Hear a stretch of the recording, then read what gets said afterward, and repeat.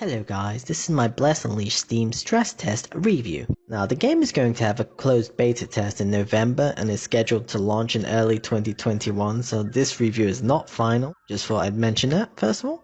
So let's get started. When the stress test launched, we had to wait a few minutes for the servers to actually start accepting a lot of us because there were so many people trying to log in. When we get into the stress test, we had to do the tutorial. Right away, there's one issue with the tutorial. It doesn't allow you to change the settings, so you have to finish the tutorial first before you can change the settings.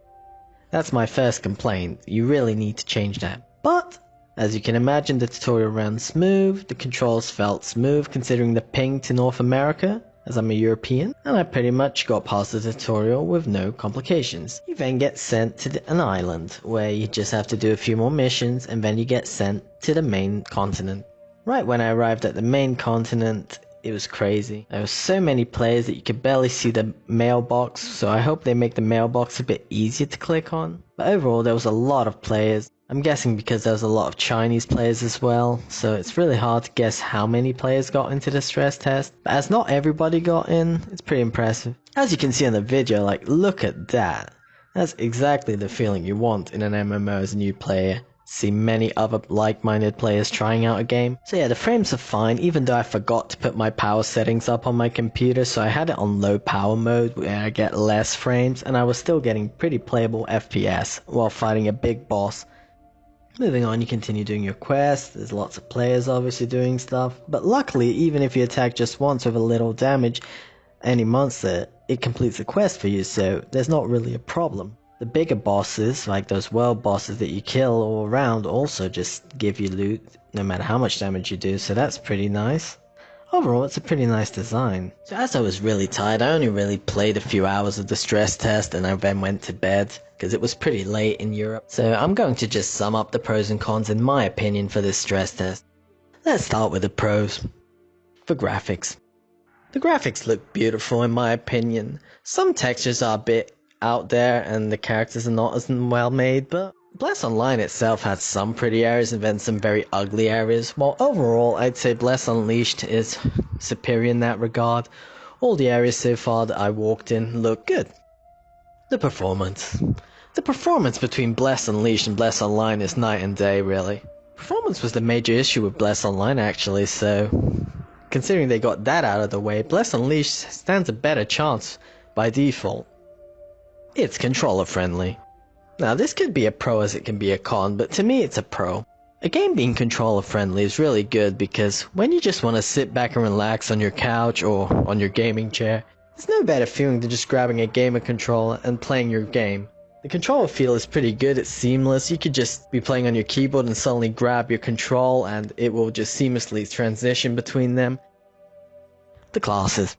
One of the things I most like about MMOs when they come out is the classes. Because there's not too many classes at an MMO's launch, balancing tends to at least be a bit easier for developers. Which is my big complaint about most games is when there's too many classes and too many characters in a game, balancing goes completely out of the window and it's just flavor of the month. Well, in Bless Unleashed so far, from what I've gathered from the console players, is that there's only one class that's meh, and all other classes are relevant in the game, so that's a thumbs up from me. Now the cons. The PC UI. The PC UI is bad. I feel this is going to be one of the problems for the game, honestly, if it doesn't get at least a bit more PC friendly. While on the console friendly aspect, it's really good. It's not the same feeling playing with mouse and keyboard. I didn't mind it that much, but I can tell why all the complaints about the PC UI being unfriendly for PC users and the controls could be a bit improved, and I agree fully with that. I made another video actually on the feedback received so far for the game stress test, so you can check that out if you like. The lack of content. No, I was debating if I'd put this one in it or not, but considering when we're comparing apples to oranges when it's Bless Online and Bless Unleashed, who cares, I'll do it anyway.